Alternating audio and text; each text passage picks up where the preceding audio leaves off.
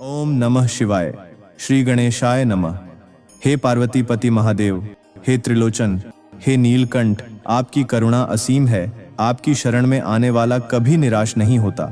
आज की इस पावन महाशिवरात्रि की कथा को जो भी भक्त श्रद्धा, विश्वास और विनम्रता के साथ श्रवण करे, उस पर अपनी अनुकंपा दृष्टि बनाए रखें।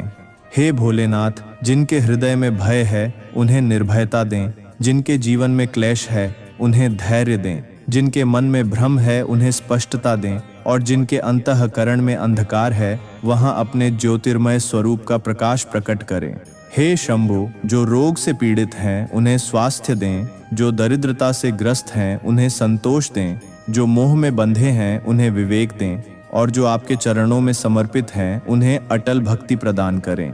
आपकी जटाओं से प्रवाहित गंगा की तरह आपकी कृपा समस्त जीवों पर अविरल बहती रहे। अब यह पवित्र महाशिवरात्रि व्रत कथा आरंभ होती है। प्राचीन काल में नैमिषारण्य में शौनक आदि ऋषिगण यज्ञ कर रहे थे। तब उनके मन में यह जिज्ञासा उत्पन्न हुई कि कलयुग में अल्प प्रयास से महान फल देने वाला, पापों का क्षय करने वाला और मोक्ष का मार्ग प्रशस्त करने वाला कौन सा व्रत है।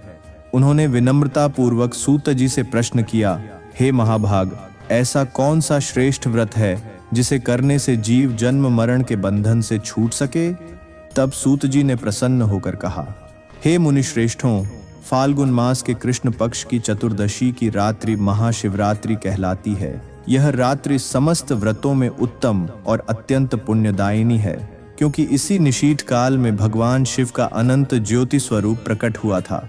जो मनुष्य इस दिन उपवास रखे, मन, वचन और कर्म से संयम धारण करे, शिवलिंग का अभिषेक करे, रात्रि जागरण करे और भक्ति सहित कथा श्रवण करे, उसके अनगिनत जन्मों के पाप क्षीण हो जाते हैं। सूत जी आगे बोले, यह रात्रि केवल उपवास की नहीं, जागरण की है। यह केवल अनुष्ठान की नहीं, अंतःकरण की शुद्धि की है। जो इस दिन श्रद्धा से ओम नमः शिवाय का जप करता है, जल, दूध और बेलपत्र अर्पित करता है और अपने भीतर के अहंकार को त्याग कर शिव में शरण लेता है, वह सांसारिक भय से मुक्त होकर परम शांति को प्राप्त होता है। अतः हे ऋषिगण, महाशिवरात्रि का व्रत श्रद्धा, संयम और सत्यनिष्ठा के साथ करना चाहिए, क्योंकि यह व्रत स्वयं शिव तत्व की ओर ले जाने वाला सेतु है। तब शौनकादि ऋषियों के हृदय में एक और गहन जिज्ञासा उदित हुई और वे अत्यंत विनम्रता से बोले, हे सूत जी, आपने कहा कि यह रात्रि समस्त रात्रियों में श्रेष्ठ है। यह पापों का क्षय करने वाली और मोक्ष प्रदान करने वाली है, परंतु हमें यह बताइए कि ऐसी क्या अद्भुत घटना घटी कि यह विशेष रात्रि महाशिवरात्रि कहलाई। अन्य रात्रियों से यह कैसे भिन्न हुई? किस दिव्य कारण से इसे जागरण, उपवास और शिव पूजन के लिए सर्वश्रेष्ठ माना गया? उनकी वाणी में आग्रह नहीं था, केवल शांत जिज्ञासा थी। वे जानना चाहते थे कि इस रात्रि के पीछे कौन सा दिव्य रहस्य छिपा है। तब सूत जी ने नेत्रों को क्षण भर के लिए बंद किया, जैसे स्मृति के प्राचीन आकाश में उतर रहे हों, और मृदुल स्वर में बोले, हे मुनिगण, तुमने अत्यंत उत्तम प्रश्न किया है।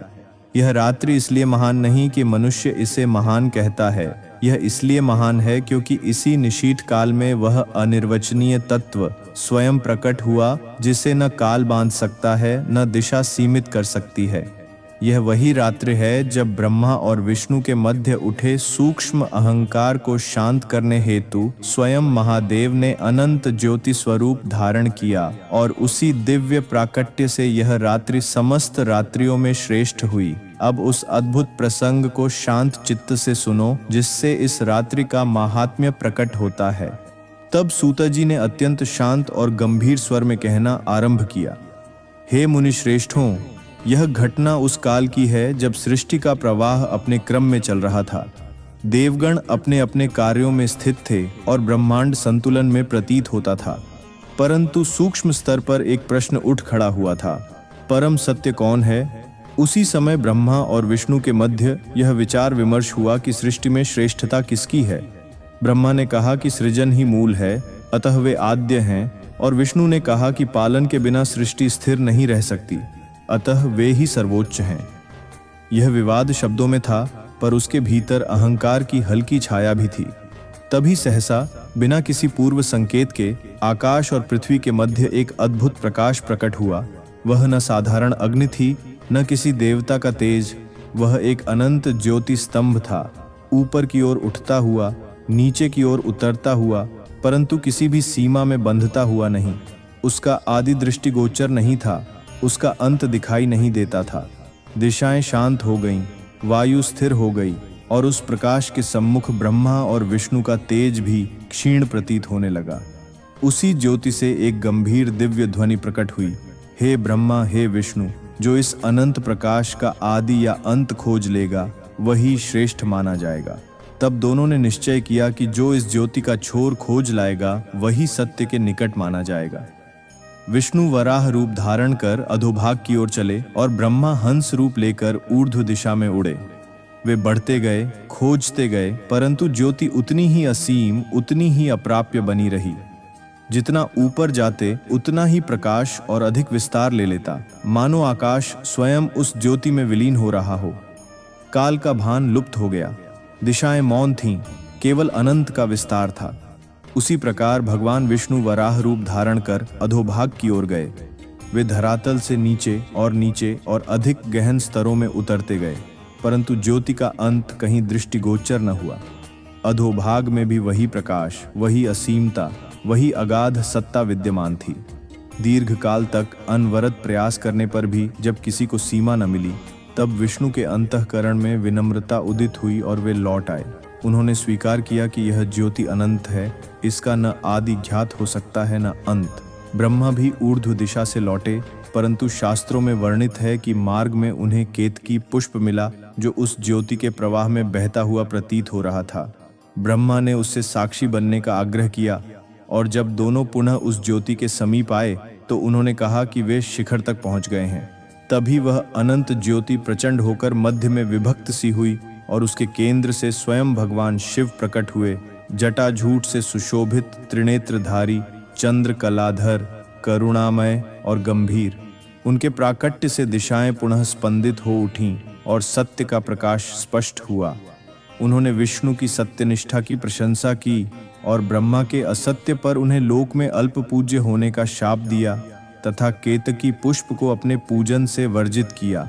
उस क्षण यह सिद्ध हुआ कि परम तत्व मापन से नहीं, समर्पण से जाना जाता है। और हे मुनिगण, जिस पावन रात्रि में यह अनंत ज्योति प्रकट होकर शिव स्वरूप में अभिव्यक्त हुई, वही महाशिवरात्रि के नाम से जगत में पूजित हुई। तब सूत जी ने कथा को विराम देते हुए शांत स्वर में कहा, हे मुनिश्रेष्ठों, यह प्रसंग केवल देवताओं का विवाद नहीं है, यह हमारे ही अंतःकरण का चित्र है। जब भीतर सृजन और पालन का अह उठता है, तब जीवन के मध्य भी एक अनंत ज्योति खड़ी हो जाती है, जिसका न आदि हम समझ पाते हैं न अंत। जो उस ज्योति को मापने निकलता है वह थक जाता है, पर जो उसके समक्ष विनम्र हो जाता है, उसके भीतर स्वयं शिव प्रकट हो जाते हैं। महाशिवरात्रि की यह रात्रि बाहर की नहीं, भीतर की है। यह उपवास केवल अन्न का नहीं, अहंकार का है। यह जागरण केवल नेत्रों का नहीं, चेतना का है। जब मन शांत होता है, जब सत्य स्वीकार किया जाता है, तब उसी क्षण अनंत ज्योति हमारे भीतर भी प्रकट होती है और वही क्षण शिव का साक्षात्कार है। यदि यह कथा आपके हृदय को स्पर्श कर सकी हो, यदि महाशिवरात्रि का यह तत्व आपके भीतर शांति का दीप जगा पाया हो, तो इस साधना यात्रा में हमारे साथ जुड़े रहें। इस प्रकार की और भी शास्त्रीय व्रत कथाएं, पुराण प्रसंग और तत्व चर्चाएं सुनने के लिए इस पवित्र प्रयास को अपना समर्थन दें, ताकि सनातन ज्ञान का यह प्रवाह निरंतर चलता रहे। आप सबका स्नेह और सहभाग ही इस सेवा की शक्ति है। ओम नमः शिवाय। हर हर महादेव।